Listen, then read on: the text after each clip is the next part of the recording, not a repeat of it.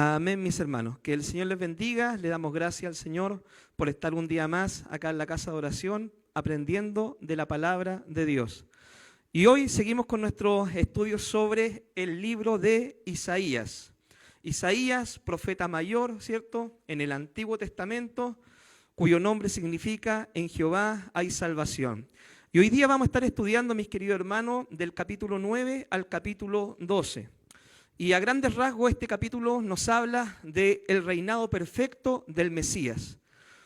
Cuando nosotros muchas veces miramos los reinados humanos, ya miramos los reinos o miramos, por así decirlo, los gobiernos humanos, en otras palabras, siempre vamos a encontrar cosas que nos gustan y cosas que no nos gustan.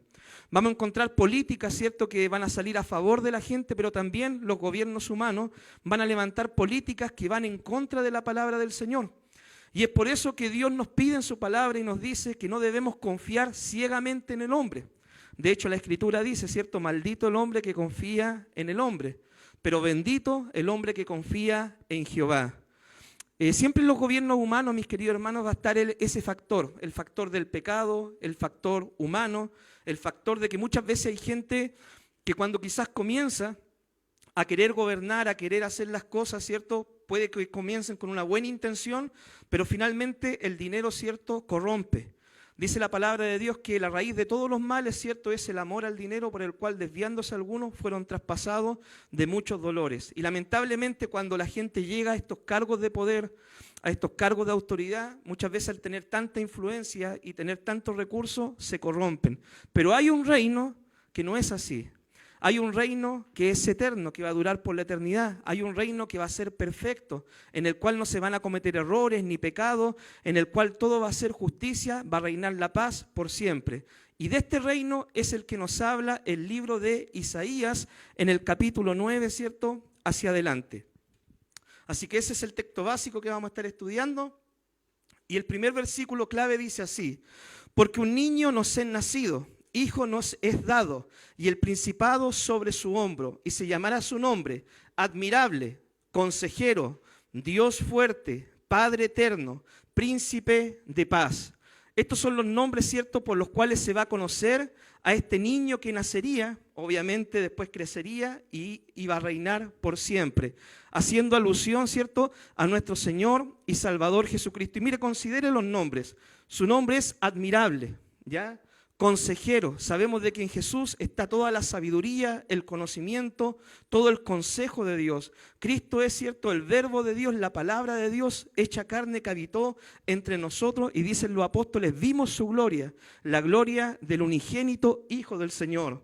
Dios fuerte, esto nos habla, mis queridos hermanos, de la naturaleza de aquel hijo que nacería, que no sería como otro más de los gobernantes. Nosotros hemos visto en la historia del pueblo de Israel de que hubieron reyes muy buenos, mi hermano. De hecho, podríamos decir, ¿cierto?, uno de los mejores reyes fue David, que tenía, ¿cierto?, muchas cosas buenas, pero también tenía algunos errores y cometió algunas faltas terribles. Pero dice la Biblia de que David era un hombre que se esforzaba por ser un varón conforme al corazón del Señor. Pero cuando hablamos de este rey, hablamos del Rey de Reyes y Señor de Señores, de nuestro Señor Jesucristo. Y Jesús es el verbo de Dios hecho carne. Dice la palabra que todos hemos pecado, que todos, ¿cierto?, estamos destituidos de la gloria del Señor, que todos hemos cometido errores, pero Jesucristo es el único que nunca falló. Donde todos los demás caímos, donde todos los demás fallamos, donde todos los demás nos equivocamos, Jesucristo permaneció fiel. En Él no hay pecado, en Él no hay maldad, Él es Dios hecho carne. Esto ustedes deben saberlo, mis queridos hermanos. Hay algunas religiones, algunas sectas que no consideran a Jesucristo como Dios, niegan la deidad de Cristo. Pero hay que entender de que la Biblia habla claramente, ¿cierto?, de que Jesucristo es Dios hecho carne. Dice la palabra del Señor, si nosotros adoramos un ángel, ¿ya?, o si nosotros adoramos a una persona, ¿eso qué es lo que vendría a ser? Idolatría.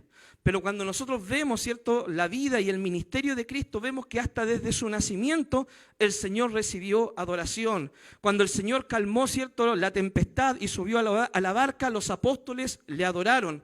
Cuando Jesús sanó al ciego de nacimiento y este hombre pudo volver a ver, ¿cierto? Que dice que le adoró también. Vemos que cuando Cristo resucitó de entre los muertos, fueron las mujeres y se lo encontraron resucitado, también postrándose a sus pies, le adoraron. La iglesia cristiana siempre desde sus inicios ha reconocido la deidad de Cristo.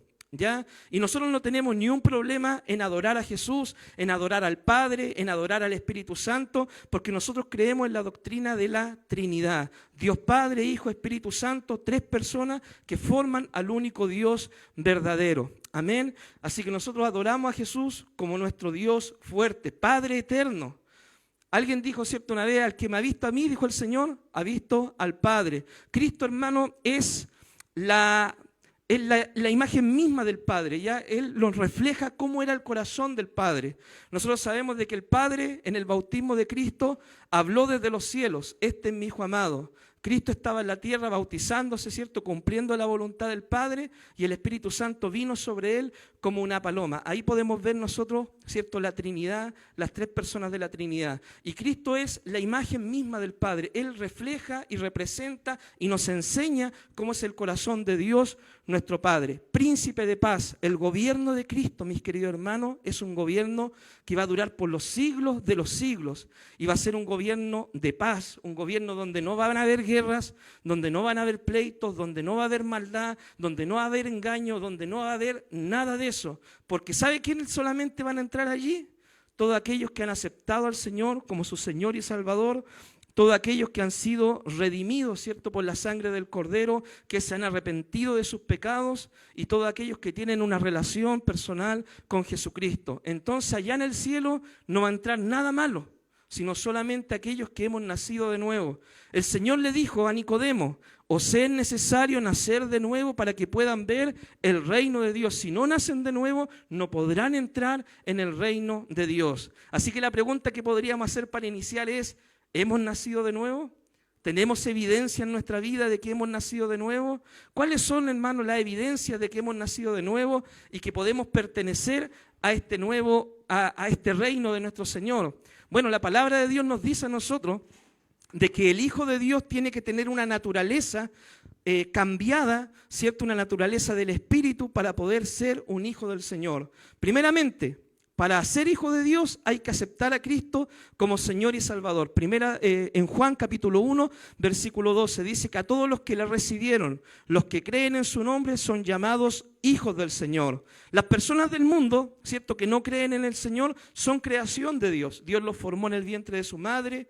Quizás Dios en un tiempo, en su propósito, los podrá llamar, podrá tratar con sus vidas, pero hijos de Dios son solamente aquellos que le han recibido en el corazón. Amén. Y la naturaleza del Hijo de Dios, mi hermano, es una naturaleza, como lo dice la palabra, que es guiada por el Espíritu.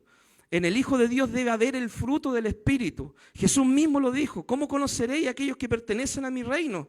Por los frutos los conoceréis. Debe haber amor, gozo, paz, paciencia, benignidad, fe, mansedumbre, templanza. Todos estos frutos deben estar en nuestra vida para nosotros pertenecer a este reino, ser parte de este reino, del reino que anunció Cristo cuando Él vino.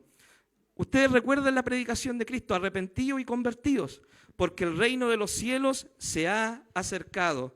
Así que, mis queridos hermanos, esto es cierto a manera de introducción sobre este versículo. Seguimos adelante. Bien, ¿cuál es la verdad central?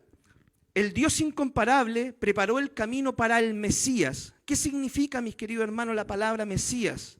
La palabra Mesías es una palabra en hebreo que significa el ungido. Cuando la Biblia habla del Mesías, del ungido, del Cristo, ¿cierto? Los tres términos son sinónimos. Cristo es en griego, Mesías es en hebreo, y todas estas palabras significan el ungido. ¿Quién eran los ungidos en la Biblia? En la Biblia, el ungido era el sumo sacerdote y también se ungía, ¿cierto?, a los reyes del pueblo de Israel. ¿Para qué se ungían? Se ungían para consagrarlos para una tarea específica, ¿cierto?, que ellos debían cumplir en el plan de Dios. Por ejemplo, el sumo sacerdote era ungido con aceite, era separado, era apartado, porque él iba a ser, ¿cierto?, el líder religioso del pueblo de Israel. El que iba a interceder por el Señor, ¿cierto?, en el día de expiación y todo eso. el rey de Israel también era ungido y se llama ungido a los reyes. Por ejemplo, ustedes recordarán la historia de David y Saúl, que cuando David, cierto, tuvo en sus manos a Saúl para, por así decirlo, vengarse por sus propias manos, él dice que reflexiona y dice, no, yo no haré daño al ungido del Señor, ¿ya? Entonces los ungidos eran también los reyes, que eran separados por Dios, eran apartados para la tarea de gobernar el pueblo de Dios. Pero cuando hablamos de Cristo, Él es el ungido por excelencia, Él es el ungido de los ungidos. Muchas veces hay algunos pastores en estos tiempos, ¿cierto?, que dicen, no, que los pastores son los ungidos. Claro, está bien. Dios nos ha apartado a nosotros para realizar una tarea del ministerio, una obra del Señor, pero así como ustedes también fueron ungidos también por el Señor. ¿Por qué cosas fueron ungidos? Ustedes fueron ungidos por el Espíritu Santo. Dice la palabra del Señor, ustedes tienen la unción del Santo, la cual les lleva a conocer toda la verdad. Entonces todos nosotros en cierta manera somos ungidos por Dios, porque todos tenemos del depósito del Espíritu Santo en nuestra vida, pero el ungido de los ungidos, el único soberano, el Rey de Reyes y Señor de Señores es Jesucristo, nuestro Señor y Salvador, para que eso lo podamos tener claro. Entonces dice, el Dios incomparable preparó el camino para el Mesías, que traería luz, estabilidad y un reinado justo y bendecido con paz y alegría. Debemos entender, mis queridos hermanos, que después del reino de Salomón, ¿cierto?, cuando Salomón al final de sus días cae en idolatría y dice la palabra de que comienza a levantar él mismo altares para sus esposas que no eran judías, el pueblo se empezó a desordenar allí.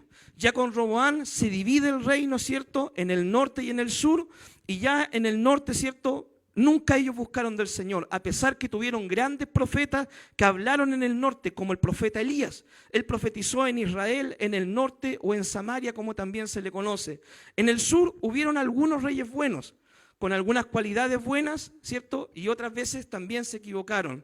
Cuando Isaías ve, ¿cierto?, que muere el rey, que muere Usías, piensa quizás que su esperanza se había perdido, pero Dios le muestra la visión de que él sigue sentado en su trono. Y ahora Dios, ¿cierto?, por intermedio de su espíritu, le da a conocer a Isaías de que viene un reinado perfecto y eterno, por medio de su ungido, por medio del Mesías. Hoy en día, mis queridos hermanos, la palabra de Dios dice, el mundo entero está bajo, ¿qué cosa? Bajo el maligno. ¿Por qué? Porque Dios reina ¿sobre quién? Sobre aquellos que han abierto su corazón a Jesucristo, sobre aquellos que le han recibido como Señor y Salvador. Ahí el Señor reina en tu vida, puede reinar en tu familia, puede reinar en tu hogar, pero hay mucha gente que no ha recibido a Cristo y esa gente está bajo el gobierno del mal, bajo el gobierno del maligno, ¿ya? Pero va a llegar un día, ¿cierto?, en su segunda venida, en la segunda venida de Cristo, donde Él va a establecer su reino y ahí solamente va a reinar con aquellos que le han recibido como Señor y Salvador. Las demás personas, ¿cierto?, que no han aceptado a Cristo como su Señor y Salvador, tendrán que pasar una eternidad sin Dios. Amén. Sigamos.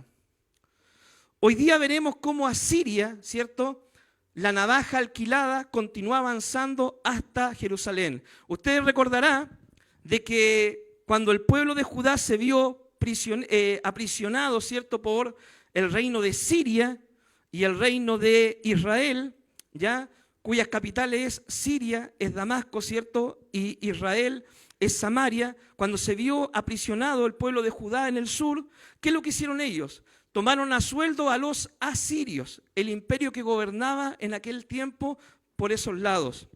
Y bueno, los asirios decidieron hacer esto, ayudar a Judá, pero ¿bajo qué consecuencias pasó esto? Primero tomaron a Siria, ¿cierto?, en el año 733, en el 722 tomaron a Samaria, y esto fue también que quedó Judá bajo el imperio asirio, ¿ya? Después del imperio asirio, ¿cuál imperio viene? El babilónico, ¿ya? Y en Babilonia ya el pueblo de Judá fue llevado cautivo a Babilonia por 70 años. Esto es harta historia, ¿ya?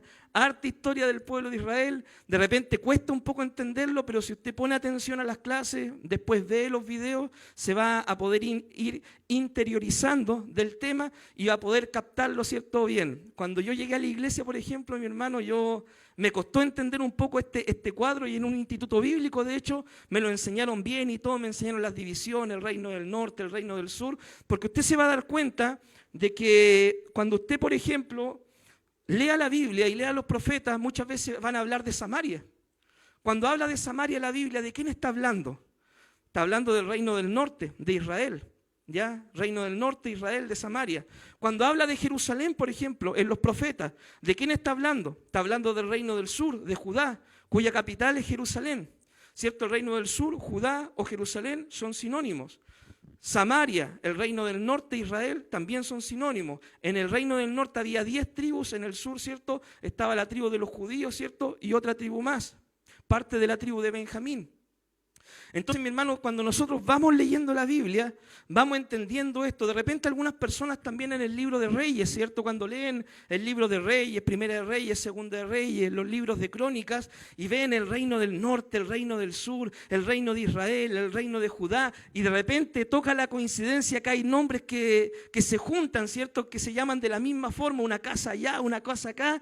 Dice, pero es que ¿cómo que está reinando en el norte y en el sur al mismo tiempo? Y que ¿cómo que murió de esta forma? Y acá dice que murió diferente, y la gente que no entiende la Biblia, que no sabe leer la Biblia, que no sabe interpretar la Biblia de forma correcta y la lee superficialmente sin entender estos detalles, dice la Biblia se contradice. Porque acá dice que pasó esto con este rey y acá dice que pasó esto otro, pero no se dan cuenta del detalle de que dice, por ejemplo, ¿cierto? Un ejemplo, Acaz reinó en el norte, después dice Acaz rey del Judá, ¿cierto? Y ahí está hablando de dos personas diferentes solamente con un alcance de nombre. Amén. Así que estas cosas deben entenderlas bien. Cuando contrataron a los asirios, ¿cierto? Finalmente Judá también tuvo que someterse al imperio asirio en ese tiempo y tienen que pagar tributos, tenían que pagar impuestos, ¿ya? Aquellos que eran sus gobernantes, por así decirlo. Ese era el precio que ellos debían pagar. ¿Y por qué tuvieron que pagar ese precio? Por no haber confiado en el Señor.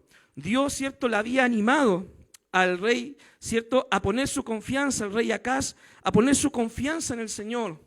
Le dijo, mira, pide hasta una señal. Usted lo puede ver en los capítulos anteriores, ¿cierto?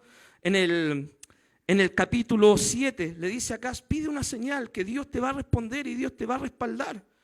Y Acaz dice, no, yo no voy a tentar a Dios, mintiendo, ¿ya? Porque él en realidad ya sabía lo que quería hacer. Y esto se me hace muchas veces como cuando los hermanos, ¿cierto?, vienen a pedir consejería pastoral, y a uno le dice, pastor, ¿qué tengo que hacer frente a esto? Y uno le da el consejo, ya, pastor, muchas gracias, y después van y hacen en realidad lo que ellos quieren, ¿cierto? Entonces, mis queridos hermanos, acá Dios le había hablado al rey Acaz, le había dicho lo que él debía hacer, debía confiar y poner su esperanza en el Señor. Frente a cualquier problema, situación, adversidad que nosotros podamos pasar, primero nuestra confianza en Dios, ¿ya? Para eso, mi hermano, existen las rodillas, para que podamos clamar al Señor y podamos presentar nuestras peticiones delante de Dios. Dice la palabra en el Nuevo Testamento, por nada estéis ansiosos, sino sean conocidas vuestras peticiones delante de Dios en oración, ruego, en súplica, ¿ya? Así que, mis queridos hermanos, frente a cualquier situación, ore y clame al Señor. Dice la Escritura, el teléfono de Dios, Jeremías 33:3, ¿cierto? Clama a mí y yo te responderé y te enseñaré cosas grandes y ocultas que tú no conoces. Así que, mi hermano, cualquier problema que usted llegue a tener, no lo trate de resolver con su fuerza. Preséntelo primero al Señor en oración y verá de que Dios tiene, ¿cierto?, una respuesta para su vida. Amén. Sigamos adelante. Los estados de Siria y Samaria no pudieron impedir el progreso del rey, ¿cierto?, de Asiria. Damasco, o Siria, ¿cierto?, fue tomada en el año 732 a.C. y Samaria fue destruida en el 722. Sus habitantes fueron deportados. Algo terrible, mi hermano, de que pasó en el reino del norte, en el reino, ¿cierto?, de Samaria, reino del norte, en el pueblo de Israel, es que cuando ellos fueron llevados cautivos, ¿cierto?, por los asirios tenían una política de dispersarlos por todos los lugares, para que ellos, ¿cierto?, perdieran su identidad como pueblo. Entonces, cuando los asirios tomaron al pueblo de Israel, las 10 tribus se perdieron, por así decirlo. Ellos fueron a otras naciones, adoraron a otros dioses, sirvieron a otros dioses, y en una oportunidad, ¿cierto?, cuando se repobló el reino del norte, trajeron un sacerdote. Porque ¿qué pasaba ahí? Pasaba de que la gente que traían de otras ciudades ahora a vivir en Israel no conocían la ley de Dios y se levantaban ciertos animales salvajes y atacaban a la gente. Entonces dijeron, ¿por qué ocurre esto? Y dijeron, ¿por qué? Porque no conocen la ley del Dios de la tierra. Y trajeron un sacerdote, pero en vez de enseñarle la ley de Dios, ¿qué es lo que hizo el sacerdote? Acomodó la palabra y ellos siguieron sirviendo a sus dioses y también tenían su creencia en el Señor. Tenían sus ídolos, ¿cierto? Tenían sus estatuas, tenían sus dioses que ellos adoraban, pero también creían en el Señor. Entonces, mi hermano, eso se llama sincretismo, una mezcla de religiones, ¿ya? Adoraban a Dios, pero también seguían haciendo otras cosas. Y esto se me hace, mi hermano, como cuando Dios llama, ¿cierto?, a alguien del mundo y de repente dice, no, yo creo en el Señor, ¿cierto? Yo soy hijo de Dios, yo creo en el Señor, pero sigue amarrándose, ¿cierto?, la lanita roja en la muñeca para que le dé suerte, sigue echándose ruda, ¿cierto?, en los bolsillos, en la ropa para provocar contra, sigue teniendo $1 ahí en el bolsillo, ¿cierto?, una patita de conejo, ¿cierto?, para poder ahí traer la suerte. Entonces, mis queridos hermanos, nosotros no debemos tener este sincretismo, ¿ya? Hoy en día, mis queridos hermanos, hay muchas prácticas, ¿cierto?, que se introducen dentro del cristianismo o de la iglesia que nosotros debemos analizar y debemos darle una vuelta y pensarla un poquito más, ¿ya? Por ejemplo, mis queridos hermanos, la Biblia habla de que hay que ungir con aceite a los enfermos, pero la Biblia no dice que nosotros debemos rociar aceite en nuestra casa, debemos ungir las ventanas, las puertas, las ropas, creyendo de que ese ungimiento con aceite va a traer protección o bendición. Lo que a usted le protege, mi hermano querido, lo que a usted lo cubre, lo que a usted, el que pelea por usted es el Señor, ¿ya? Más que un aceite, mi querido hermano. El aceite se ocupaba en la iglesia como un símbolo del Espíritu Santo, ¿ya? Y dice la palabra en Santiago, si hay alguien enfermo, oren por él ungiéndole con aceite, porque es un símbolo de la obra del Espíritu Santo en la vida de la persona, pero no es algo místico, ¿ya? No es que usted tenga su frasquito y va a rociar la casa pensando, ¿cierto?, de que no van a entrar los demonios. Imagínese, si usted se ha portado mal todo el día, en su trabajo ha dicho garabatos, groserías, habló mal del jefe, le hizo daño a sus compañeros y después usted va y unge su casa con aceite. ¿Usted cree que los demonios no van a entrar ahí? Obviamente van a entrar. Entonces debemos, hermano, entender nuestra fe, reflexionar y ser maduros en nuestra forma de pensar. Ahora, si hay alguien enfermo, ore por él con aceite. Dice la palabra, la oración de fe, no el aceite, la oración de fe salvará al enfermo. Amén. Bien, sigamos adelante. Así que esto pasaba, mi querido hermano, con la gente que había sido deportada, ¿cierto? Había sido llevada al exilio por el pueblo de los asirios cuando tomó a Israel y lo llevaron a otras ciudades. Ya cuando, nosotros vimos, ¿cierto? Estuvimos estudiando el libro de Esdras, de Nehemías, ¿cierto? De Esther, en secciones pasadas. Y nosotros ahí vimos de que cuando regresa, ¿cierto?, Nehemías, regresan Esdras para poder ellos construir las murallas, levantar el altar al Señor, vemos que la gente del norte, ¿cierto?, quería también reedificar con los judíos, ¿cierto?, las murallas y la adoración a Dios. Pero ¿qué es lo que pasaba? Como ellos tenían una mezcla, ¿cierto?, de religiones, los judíos no le permitieron. Y desde ese día se causa una división también que usted después va a ver en el Nuevo Testamento, que es que los judíos y los samaritanos no se trataban. Entre judíos y samaritanos no se daban la mano, ellos se odiaban ya, desde ese día, ¿cierto?, ocurrió una división.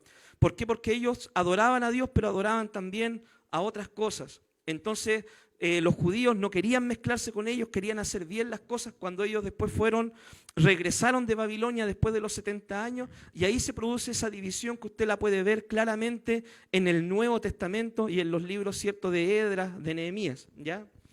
La ciudad de Samaria nunca fue reconstruida, ya durante ese tiempo nunca fue reconstruida. Isaías vio todo esto y anunció que Asiria era la vara del juicio de Dios contra el pueblo ingrato y rebelde. Y de hecho acá hay una palabra que Dios habla del rey de Asiria. Y Dios dice del rey de Asiria, mira, tú no te has considerado, pero yo soy aquel que utilizo tu vida. ¿Dice acaso el hacha que corta si lo hace por sí mismo? Dice la vara que hiere si es que lo hace por sí mismo. No, es Dios quien utiliza sus instrumentos, ¿cierto?, humanos. Y Dios, hermano, por así decirlo en un dicho bien bien común y corriente. Dios cuando quiere bendecir, puede ocupar hasta el enemigo, ¿ya? Y Dios cuando quiere disciplinar también lo puede hacer, ¿ya? Entonces Dios ocupó al rey de Asiria. El rey de Asiria se jactaba de que él tenía el imperio, de que era el rey más poderoso de aquel entonces, no dándose cuenta de que todo era permitido en la soberanía de Dios para disciplinar al pueblo de Israel por su pecado.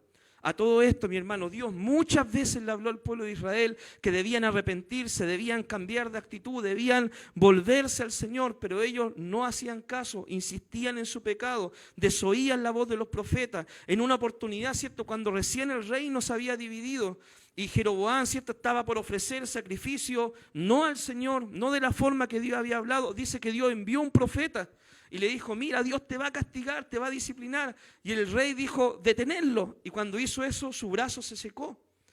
Y después Dios lo sana a este rey, pero en vez, hermano, de arrepentirse y buscar del Señor, había una tosudez en su corazón. Querían seguir haciendo las cosas a su manera. Y esto nos habla a nosotros, mis queridos hermanos, ¿de qué? De que no seamos rebeldes, no seamos un pueblo contumaz y rebelde, un pueblo tosudo, sino que nosotros obedezcamos la voz del Señor, oigamos la voz de Dios y obedezcámosla. Una de las críticas que Dios le hace al pueblo de Israel es que era un pueblo muy rebelde, un pueblo muy testarudo, muy llevado de su idea, que no querían obedecer la voz del Señor, ¿ya? Y Dios, como un buen padre, los tenía que disciplinar para enderezarlo en el camino, ¿ya? Usted, por ejemplo, tuvo sus padres terrenales, ¿cierto? Y sus padres, ¿por qué cree usted que los disciplinaba a usted? ¿Porque no los quería acaso o porque quería lo mejor para sus vidas? Para que ustedes fueran personas de bien, personas derechas, que hicieran lo correcto en la vida. Lo mismo es Dios. Dios es un padre y muchas veces Dios corrigió al pueblo de Israel, no de inmediato con un juicio, pero sí con palabras, con profetas, con hombres que hablaban la palabra, y después cuando ya no entendieron, Dios tenía que ocupar medidas un poco más drásticas, ¿ya? Para poder llamar la atención de este pueblo. Si usted lee el libro de Deuteronomio, usted va a encontrar promesas de la bendición de obedecer al Señor. Y también va a encontrar las consecuencias, las maldiciones de desobedecer a Dios.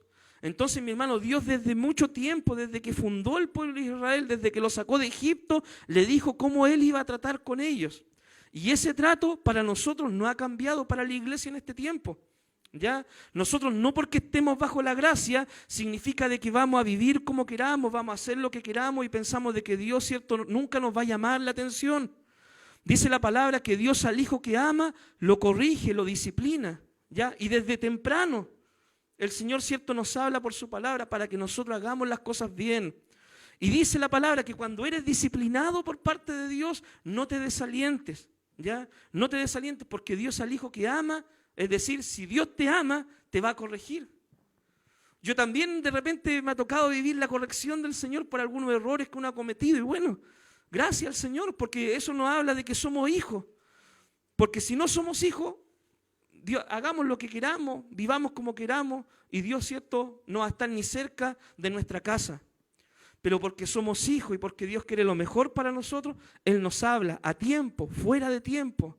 Por medio de su palabra nos redarguye, nos reprende, nos exhorta, ¿ya? Siempre el Señor nos está hablando.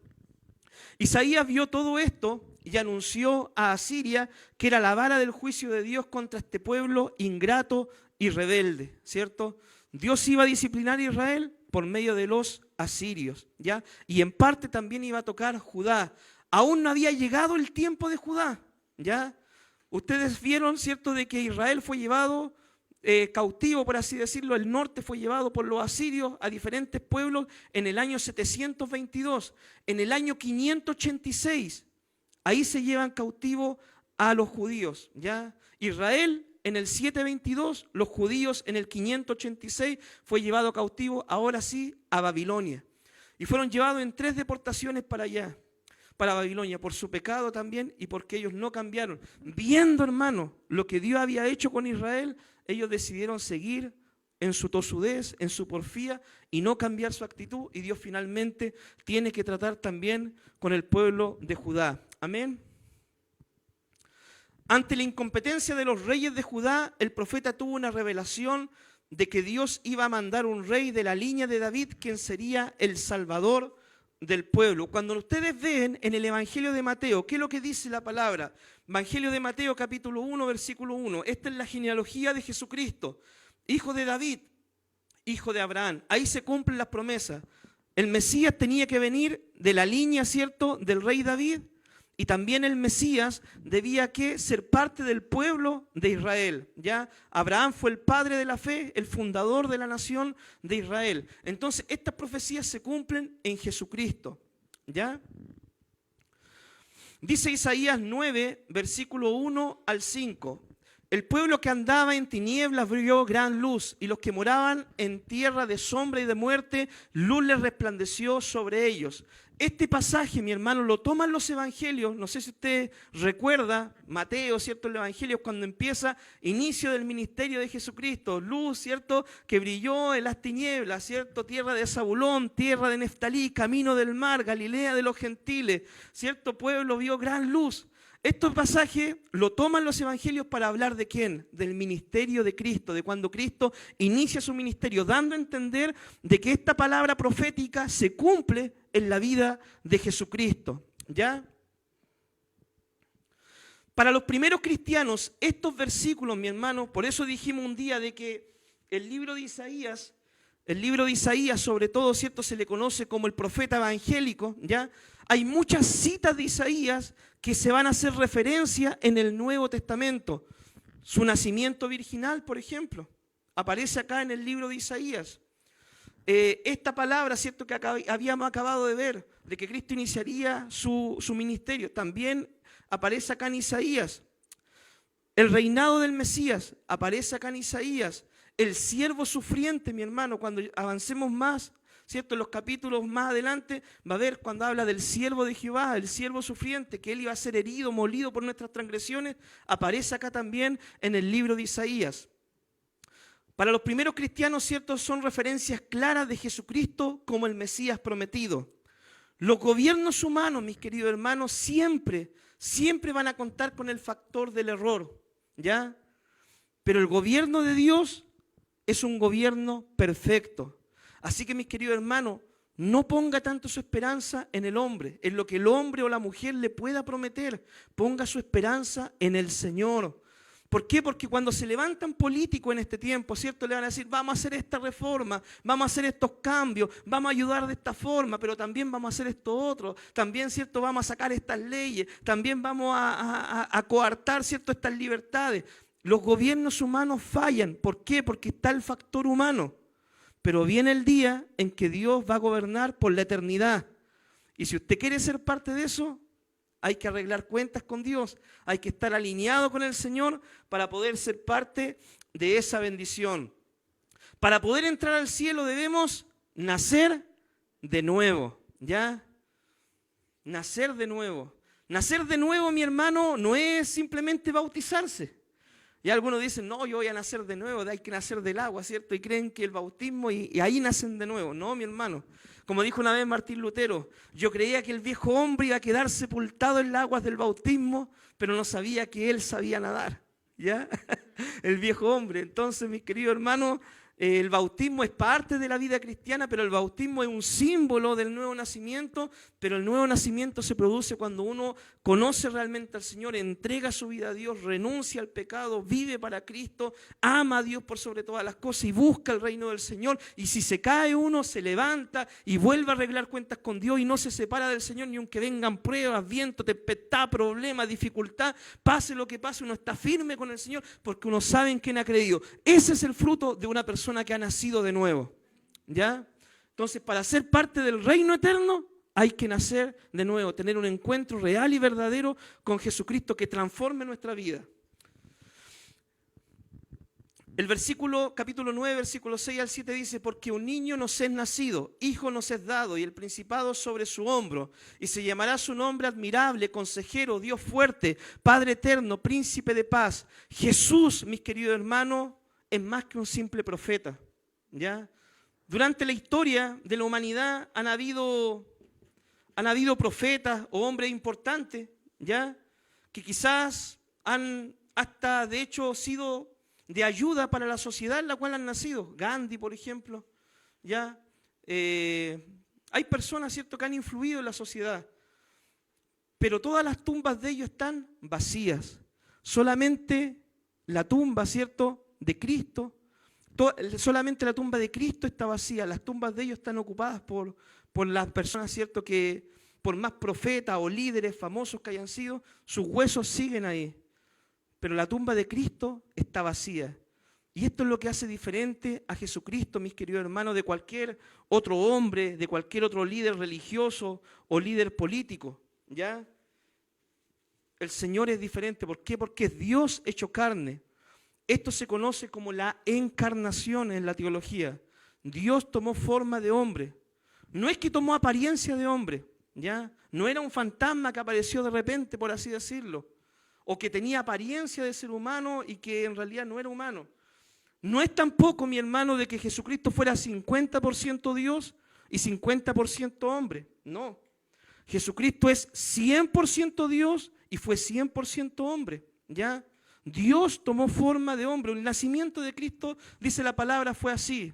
Estando María desposada con José, ¿cierto?, pronto a casarse, vino el Espíritu Santo, ¿cierto?, y en ella engendró al Hijo de Dios por obra y milagro del Espíritu Santo. Fue un nacimiento sobrenatural. Nadie más en la vida puede decir de que ha nacido de esa forma. Al ser engendrado de esa forma, Cristo no tiene pecado, ya que la simiente de Dios, ¿cierto?, no hay pecado. Y esto es lo que marca una diferencia, ¿cierto?, en Cristo con los demás. Sigamos adelante. En primer lugar, el Señor vino a establecer su reino espiritual sobre aquellos que le reciben y luego su reino eterno en su segunda venida. El mundo irá de mal en peor. Gobierne quien gobierne, mi hermano. Ahora cuando hayan votaciones, vaya y vote, ¿cierto?, por aquel que más lo convence. Pero sepa de que, según la palabra, todo va a ir de mal en peor, día tras día. Por más que quizá algunas veces luchemos, mi hermano, tratando de que no se promuevan leyes en nuestra generación, las próximas generaciones quizás las van a aprobar, ¿ya? Esto es la tendencia del mundo. La tendencia no es a la mejora, es a empeorar. Cuando usted, por ejemplo, mi hermano, compra un vehículo nuevo, ¿cuál es la tendencia del auto al pasar el tiempo? La tendencia es que se dañe, se estropee, se eche a perder, envejezca. Esa es la tendencia. El mundo, hermano, cuando avanza, la tendencia es a empeorar, ¿ya? Así pasa en la sociedad. Esto no excluye que a la hora, ¿cierto?, de elegir gobernantes nosotros, lo hagamos con sabiduría, no promoviendo, ¿cierto?, a aquellos que quieren sacar leyes que van en contra de la palabra del Señor. Nosotros entendemos de que hay un gobierno eterno y perfecto que es el gobierno del Señor. Pero también, mi hermano, si tenemos la posibilidad de votar y elegir nuestro gobernante, debemos nosotros hacerlo con sabiduría y con inteligencia, no dando nuestro voto, ¿cierto?, para que se promuevan leyes que van en contra de la palabra, ¿ya?, sino dando nuestro voto por aquellos que defienden la vida, que defienden, ¿cierto?, los mandamientos bíblicos, ¿ya? Sigamos adelante. Isaías 6, versículo 8 al 10 dice: cuando Isaías fue confrontado por Dios para su llamado, él contesta: después que oí la voz del Señor que decía, ¿a quién enviaré y quién irá por nosotros? Entonces respondí yo: heme aquí, envíame a mí. Isaías como profeta recibió un mensaje, una revelación para el pueblo. Así la iglesia de hoy tiene un mensaje y una palabra de Dios para el mundo. Dios ocupó a su profeta para dar un mensaje al pueblo. Y Dios, mi hermano, quiere ocupar tu vida para poder predicar la palabra a aquellos que no conocen al Señor, ¿ya? Tú tienes que creer en esto. Tienes que creer que Dios quiere usar tu vida en tu trabajo, en tu escuela, en tu vecindario, con tus vecinos. Y no avergonzarte del Evangelio, abrir la boca y Dios la llenará de palabras para compartir el Evangelio. Pero nosotros debemos disponernos en las manos del Señor como lo hacían estos profetas de Dios. Amén. Debemos prepararnos también espiritualmente para entregar el mensaje de forma clara, sencilla, pero honesta. A muchos no les va a gustar el mensaje, pero también veremos que sus escogidos sí recibirán la palabra.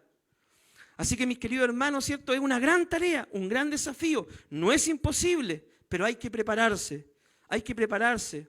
El otro día, mi hermano, sin ir más lejos, me encontraba compartiendo, ¿cierto?, con unas personas y me dijeron: pastor, ¿usted qué cree esto de los eclipses? Me dijeron, ¿ya? los eclipses estos que hay ahora y todo, las mujeres embarazadas podrán verlo, no podrán verlo, afectará eso al bebé y todo. Y dije, mira, la verdad yo no sé si médicamente habrá algo. Me dijo, no, pero pastor, ¿cómo va a creer eso y todo? Yo le dije, mira, no sé, no tengo idea, pero hagamos algo, le dije yo, busquemos, hoy en día todos tenemos internet, ¿cierto? Puse ahí en el Google, si acaso los eclipses influían en algo, ¿cierto? O las lunas, ¿cierto? Influían en algo en el nacimiento de un bebé. Y buscando, médicamente, científicamente no influyen en nada, ¿ya? Entonces, pero la gente tiene preguntas, la gente se cuestiona cosas, la gente cuestiona, ¿cierto?, lo que le han enseñado otras personas. Entonces, mi hermano, uno debe prepararse, ¿ya? Debe saber dar una respuesta. Yo no le dije, no, yo creo en esto, porque no estaba seguro, ¿ya? Tampoco le dije, no, esto no es así, porque tampoco estaba seguro.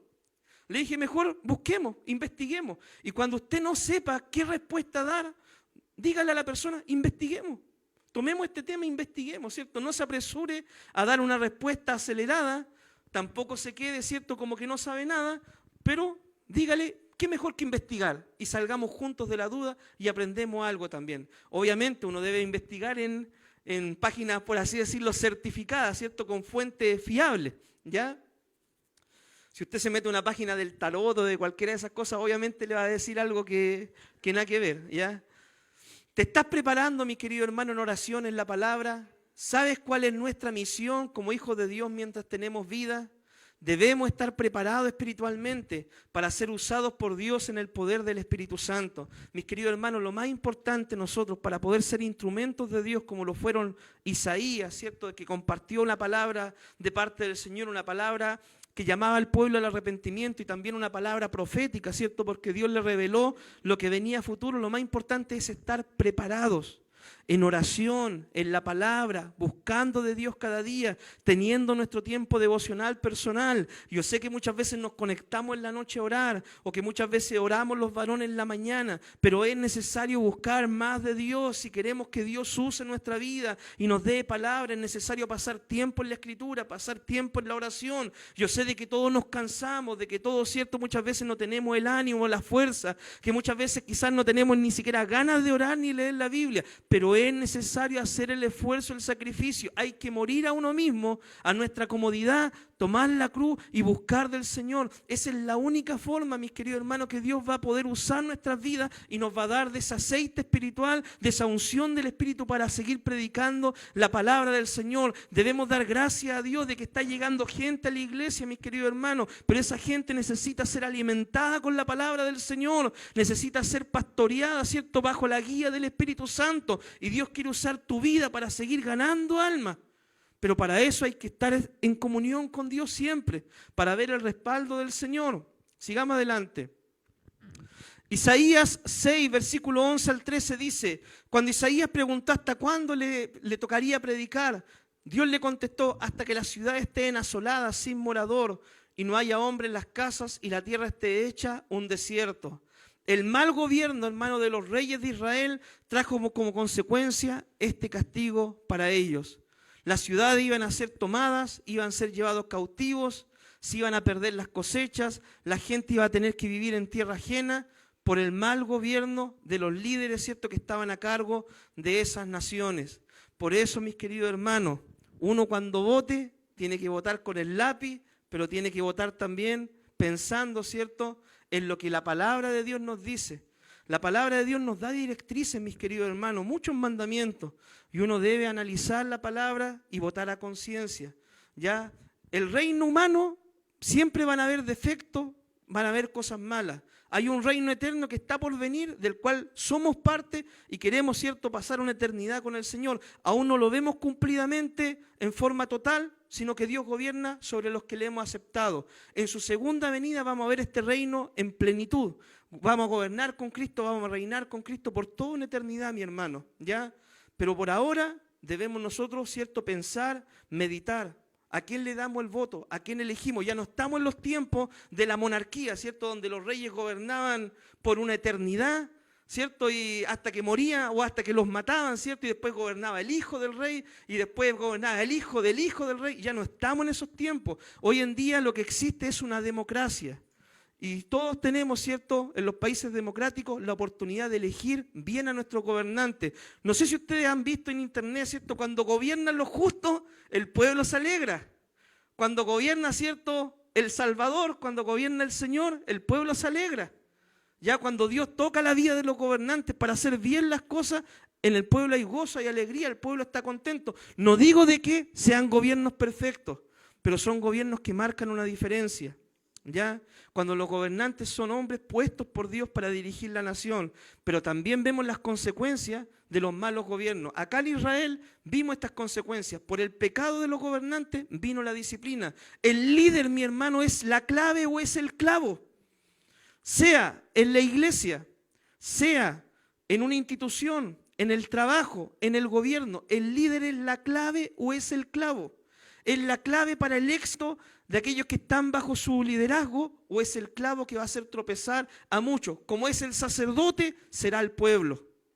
Hay un dicho, como es el sacerdote va a ser el pueblo. ¿Ya? Y la Biblia dice, mi pueblo perece porque le falta conocimiento. Entonces, mis queridos hermanos, Dios nos instruye por medio de su palabra, nos prepara para hacer bien las cosas también. Sigamos adelante. Los reyes debían ser encargados de llevar al pueblo a Dios. En cambio, ellos promovían el pecado, la idolatría, todo lo malo, mi hermano. Hubo un rey en Judá que fue sumamente malo, se llamó Manasés. Lea un día la historia de Manasés, hermano. Fue un rey, pero muy malo, muy malo. Y al final de sus días se arrepintió. Solamente Dios sabe si ese hombre fue salvo o no. Pero durante toda su vida fue un rey muy malo. Promovió, hermano, la idolatría, promovió la brujería, promovió cuántas maldades en el pueblo de Israel. Y después cuando se vio en aflicción, se arrepintió. Solo Dios sabe dónde está su vida, ¿ya? Pero mis queridos hermanos, esta es la influencia que puede tener un mal rey, un mal líder sobre el pueblo, ¿ya? Debemos orar por nuestros gobernantes para que hagan bien las cosas, puedan conocer al Señor.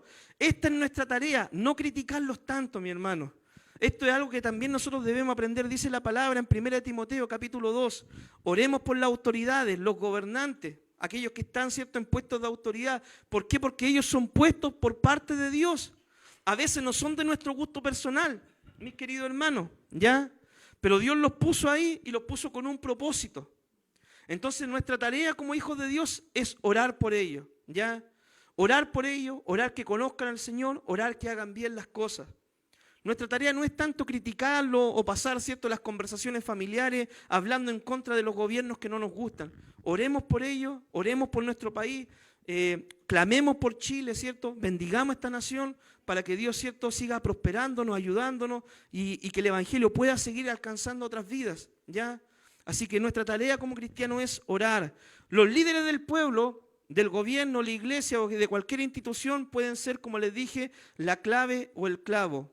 Oremos, hermano, por las gestiones de los que están en liderazgo. En la iglesia también, ya trayendo la palabra para nosotros, los pastores nosotros, los consejeros, los líderes de cada ministerio pueden ser la clave o el clavo del ministerio.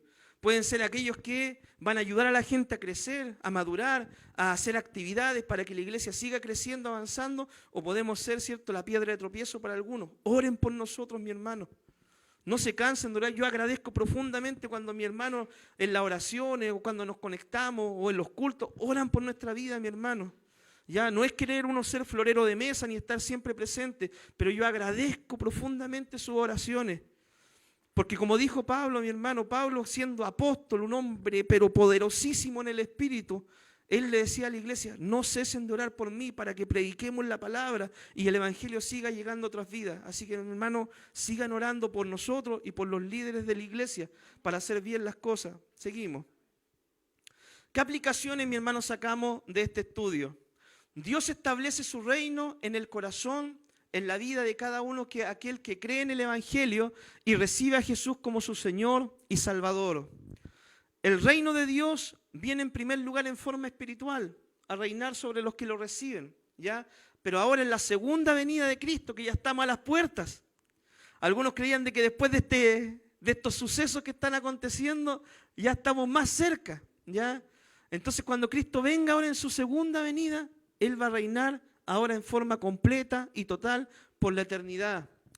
Nuestra esperanza, mis queridos hermanos, les vuelvo a recalcar, no debe estar puesta en los hombres. en los gobiernos humanos, sino en el gobierno de Dios y en sus promesas. Amén. Así que hagamos bien las cosas, pensemos bien a quienes elegimos, pero considerémonos siempre que somos parte de un reino superior, del Rey de Reyes y Señor de Señores. Me encantó una frase que escuché el otro día de una persona, un predicador, hermano, conocido como el príncipe de los predicadores, un hombre usadísimo por Dios en los siglos pasados, fue una vez invitado, ¿cierto?, por la reina de aquel país para que formara parte del parlamento, del gobierno, ¿ya? Y este príncipe, ¿qué es lo que dijo? Este príncipe de los predicadores dijo, yo no puedo, ¿cierto?, aceptar este cargo. Y bueno, la reina se indignó, ¿cierto?, se enfureció, dijo, pero ¿cómo? Cualquier hombre que yo le diría, ven y ser parte de este gobierno, ¿cierto?, dejaría todo por ser parte de la corte. Y él dijo, está bien, es una locura, le dijo la reina, es una locura lo que tú estás haciendo. Y el hombre, este predicador, este pastor le dijo, sí, es una locura solamente considerar, ¿cierto?, ser parte de un gobierno humano, material, y rebajarme como predicador a ser parte de un gobierno de los hombres. Dios me ha dado un llamado superior. Amén. Y yo quiero que entienda esto, mi hermano. Nosotros pertenecemos a un reino superior. Las leyes de los hombres las respetamos, están buenas algunas, otras no nos gustan tanto. Cristo dijo, dad a César lo que es de César, a Dios lo que es de Dios, ¿cierto? Hay algunas leyes, ¿cierto?, que van en contra de la palabra, las cuales nosotros como cristianos no podemos someternos a ellas, ¿cierto?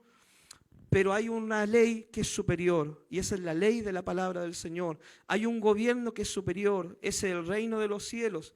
Y hay un rey que es superior a cualquier gobernante humano, ese es el Rey de Reyes, Señor de Señores, el Mesías, el ungido, Jesucristo, nuestro Señor y Salvador. Así que mis queridos hermanos, este es el estudio del día de hoy y que Dios les bendiga muchísimo.